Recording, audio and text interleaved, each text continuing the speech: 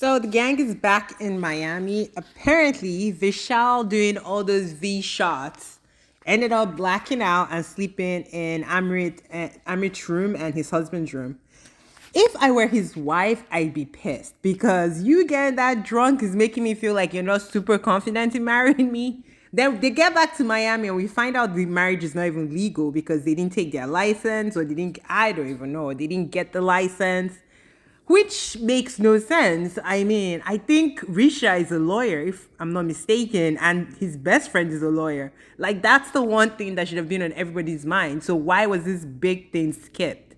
So it's the morning after they're both in his parents' house because his house is getting built. He's trying to make it up by making breakfast for her and all this like cute little things. But boy, get out of here with that shit. Like, you ain't getting blackout drunk. He almost died. Did you see last episode where he fell getting on that wobbly table? Almost took Lopa out when he was falling. Like, what the hell? Why do you need to be this drunk?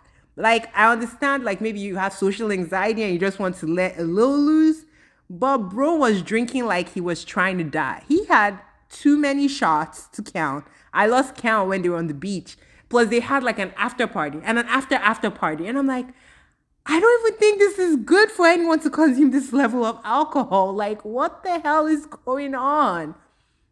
He could drink because I would have been throwing up. I would have probably been in the ER. And I think I could drink. So I can't mess with Vishal. He's a mess. But Richard to me is always smiley. I wonder if she gets like proper mad. But she seems so like giddy and just like so easy breezy. And maybe that's why their relationship works because he's an idiot. Like if I had to deal with someone like that, I couldn't do it. So her being calm and collected, I really think they will last. I know people are saying there's a whole bunch of red flags with him like being drunk, waking up in Amrit's bed and all this stuff. I think Vishal is an idiot, but they've been together for 10 years, right? So there is something in that relationship that keeps them together. So I don't think they're gonna break up, to be honest. Her mom hates him and she still married him. Like if they were gonna break up, it would be based on her mom's like detest for him, like, you know. But they kept pushing. They finally did the wedding, even though there's no marriage license. I don't know.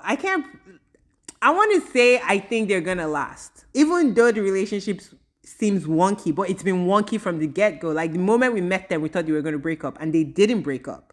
So who are we to say they're gonna break up now? Like for real. So that's why I'm saying I think they're gonna last because they get each other, the craziness and everything. So yeah. This was my favorite where she tells him, "You're my son too." I was like, "Oh, Amit's mom is such a sweetheart because his husband to be, his parents are evangelicals and I guess they don't believe in gay marriages and him coming out to them and everything is probably quite difficult for them to take, but they said they will never abandon him, which is good, and they're supposed to show up for the wedding. So we'll see if that happens. It's gonna be taped for the show, so watch. So Anisha is back in town. We find out she moved in with her boyfriend. I don't know how long they've been dating at this point. Her mom seems to be okay with it, which I thought Indian parents were super strict and wanted you to like be married or at least engaged. So I was surprised that both her parents were there and they knew she was moving in with a man that she is not married to, but I know today she is engaged or already married. Then Monica and her boyfriend, like he's giving me so many red flags. He's trying to be best friends with Brian, who dated Monica. So that is weird for me. Like when he was trying to take a shower with him in Mexico, then now they're working out together. He looks like he's trying so hard to be Brian's best friend, which is weird. That he's always complaining, "I'm not ready. I'm 2 years younger than her. The age difference. Bitch, didn't you know you were 2 years younger than her? Didn't you know she wanted to be married at a certain point? You're not new to this culture, so why all the complaints?" Then to top it off, he's like, "Why don't we move in together?" No, Negro, we ain't moving in together. But Monica, I don't know what is going on with her, if she's getting scared because she's turned 30. But I think this is a mistake. Then at the end of the show, we find out that he might be cheating. So next episode is going to be lit. But damn, Monica, I hope she doesn't move in with him because this is a joke. Like, he's talking about, the apartment feels lonely sometimes.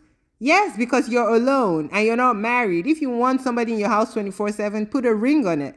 But I don't think he wants to marry her. I think he enjoys the fame because she's on this show. And now he's on this show. He's introducing his brother, the brother's girlfriend. So, Monica, wrong, girl.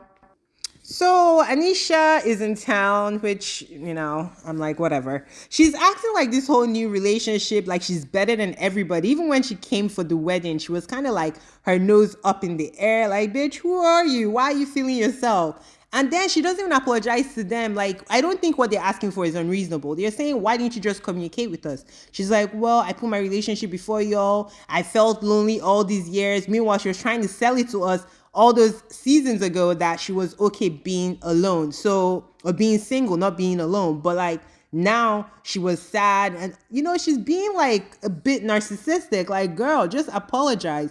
You were not a good friend during their wedding, and weddings are like one of the most stressful times. It's a happy time, but it's a stressful time financially, logistically. So for her to just be like, oh, laissez-faire, and just be like, well, I'm sorry I put my relationship before you. And the relationship seems new. That's what's even driving the friends crazy. Like, girl.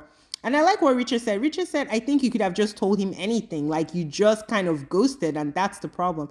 But Richard girl was like, I'm going to eat this food because you're paying, bitch. And I love it for Richard because she knew the girl was full of shit at the time she ended. Woohoo! Amrit got promoted, got slushed, faced, and got some gossip. Apparently, Monica's boyfriend might be cheating, but we get into it next episode. So this is him recovering from his pardon, from him getting promoted to partner at his legal offices. I'm so happy for him. I think Amrit's family is like super wholesome and they're really cool to watch. Anyway, y'all tell me what you think about this. Bye.